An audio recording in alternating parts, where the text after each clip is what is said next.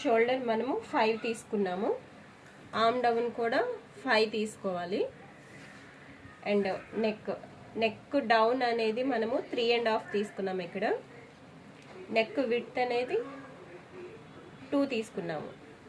ఇలాగ ఒక బాక్స్ తీసుకొని మనకు నచ్చిన డిజైన్ పెట్టుకోవాలన్నమాట. నెక్ డిజైన్ ఫ్రంట్ ఏమో స్టార్ నెక్ పెట్టుకున్నాము, బ్యాక్ సైడ్ ఏమో రౌండ్ నెక్ పెట్టుకున్నాము. ఓకేనా.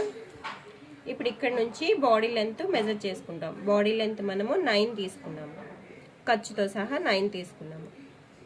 బాడీ లెంత్ తీసుకున్నాక ఇక్కడ అప్పర్ చెస్ట్ మనం ఎంత తీసుకున్నాం, 6 తీసుకున్నాం. ఇక్కడ 6 తీసుకొని ఖర్చు కోసం 2 ఇంచెస్ మార్జిన్ చేసుకున్నాం.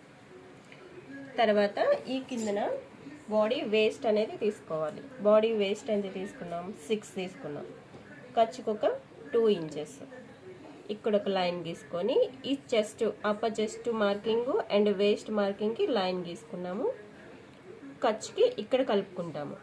ఆ తర్వాత ఇక్కడ 1/2 ఇంచ్ పెట్టుకొని ఇక్కడ నుంచి ఇక్కడికి ఒక లైన్ గీసుకున్నాం. అంటే మనకి ఇలా కర్వ్ వస్తుంది అన్నమాట. ఓకేనా.